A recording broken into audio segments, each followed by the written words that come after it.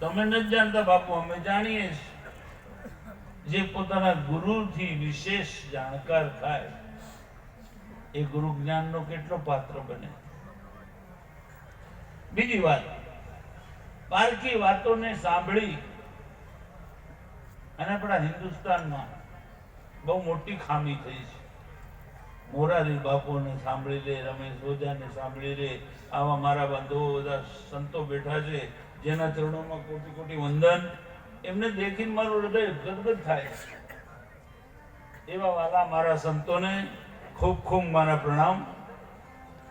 તો બીજાની વાણી સાંભળવાથી તમે એમ સમજો છો એક ભ્રમ પેદા થઈ જાય છે કે મેં સમજી લીધું, મેં જાણી લીધું જ્ઞાન શું છે. એક વાત લખી રાખો, ઉધાર્યું જ્ઞાન કદી ફળ નથી દેતું. તમારી સ્વની કમાણીનું, આપણા ગુજરાતમાં તો કહેવત છે, પરાયે સપને સુખ નાહી. પૂછો આપણે આપને પોતાને.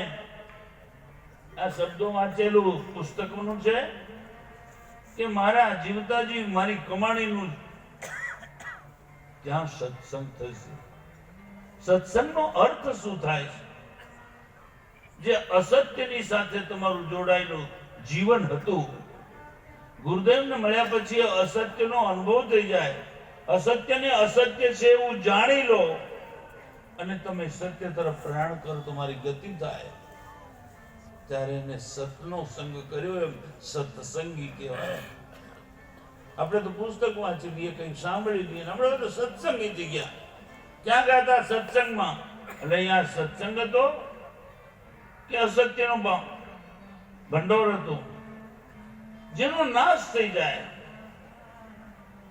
જેનું કદી અસ્તિત્વ રહેવાનું જ નથી. એ અસત્ય છે, સત્ય નથી. પણ આવા અસત્યની અંદરથી અમારે સત્યને જાણવું છે, સાંભળવું નથી, અમારે જાણવું છે. સદગુરુને કેવું, મને જણાવો, મને મનાવો મત. બાપુ તમે કહ્યું ને મેં માની લીધું. ના, માન્યા તો મર્યા, જાણ્યા તો જીવ્યા. અમારા સદગુરુને શું એવું સત્ય છે જેનાથી જન્મ જન્માંતરથી હું લાલાયત છું, જેના વિના મારું જીવન અધૂરું છે? કયો એવો પદાર્થ છે જેનાથી મારું જીવન ભરાય? મારે એ જોઈએ. ભૌતિકની અંદર સુખ દેખવા ગયો, એક ક્ષણિક સુખ મળે છે ને કાયમ જતું રહે છે. બુદ્ધ ભગવાને જયારે સૌથી પહેલા એક બીમાર માણસને દેખ્યો ને સારથીને કીધું, આ શું છે? કે બાપુ મનુષ્યનો અવતાર છે પણ બીમાર છે. આગળ ગયા, એક વૃદ્ધ આદમીને દેખ્યો, હાથમાં લાકડી અને વાંકી કમર થઈ ગયેલી અને જતો તો. બુદ્ધ ભગવાને કીધું, આ શું છે? આ કયું જાનવર છે? સારથી કે બાપુ એ જાનવર નથી, એ તમારા મારા જેવો માનવી છે. પણ આ બુઢાપો આવ્યો ને તો મારે પણ બુઢાપો આવશે. કે બાપુ હું એ તો કેમ કહું, પણ સર્વના માટે એક જ નિયમ છે. હું એવું થઈ જઈશ કે ભવિષ્ય તો એમ જ કે છે થવું પડશે, તો હું આજથી થઈ ગયો.